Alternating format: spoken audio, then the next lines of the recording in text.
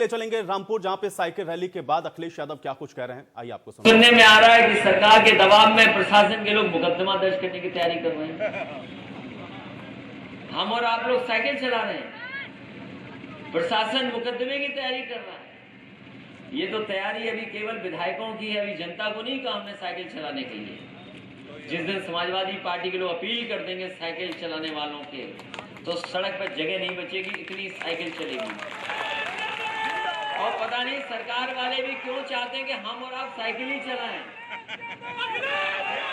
ये सरकार वाले भी चाहते हैं, ये सरकार वाले भी चाहते हैं कि हम और आप साइकिल चलाएं। तभी तो डीजल पेट्रोल की कीमत देखो कहां पहुंच गई है। डीजल और पेट्रोल की कीमत कहां पहुंच गई है। तो सरकार खुद इशारा कर रही है कि आप लोग साइकिल चलाओ। इन्हीं शब्दों के साथ मैं सभी कार्यकर्ता साथियों को बधाई देता हूं, धन्यवाद देता हूं। न्यायपालिका का विशेष धन्यवाद, जिन्होंने जिससे हमें न्याय मिल रहा है लगातार, और हमें उम्मीद है कि न्यायपालिका आदरणीय आजम खान साहब और उनके परिवार को पूरी की पूरी न्याय दिलाने का काम होगा।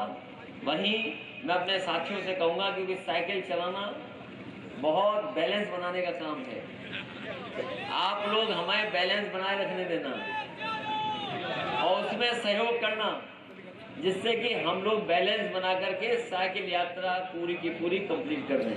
बहुत बहुत धन्यवाद, बहुत बहुत बधाई आपको।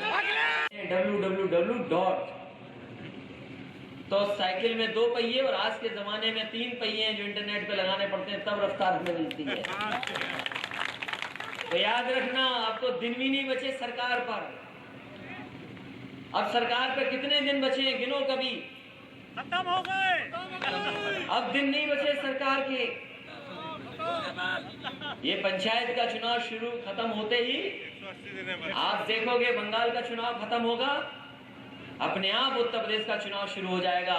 वो तो कल शुरू होगा, लेकिन समाजवादी पार्टी आज ही अपनी साइकिल चला करके आने वाले समय में 2022 में सरकार बने, उसका प्रचार आज से ही शुरू कर रहे हैं। और याद रखना साथियों, ये जो हमला हो रहा है, ये जो हमला होने जा रहा है, या लगातार जो हमला हो रहा है यहाँ के रामपुर के लोगों पर, ये सब पर होगा, कोई बचेगा नहीं, कोई नहीं बचेगा जिस पर हमला न करा जाए। ये भारतीय जनता पार्टी के लोग किसी न किसी तरीके से न करें। क्या आपने बंगाल में नहीं देखा क्या हो रहा है? बिल्कुल सही बात। बंगाल में कौन सी संस्था नहीं है जो पीछे न पड़ गई हो, कौन सी धाराएं न लग रही हो, कौन सी परेशानी न पैदा की गई हो। और देखा आपने क्या हुआ, उनके पैर में चोट लग गई।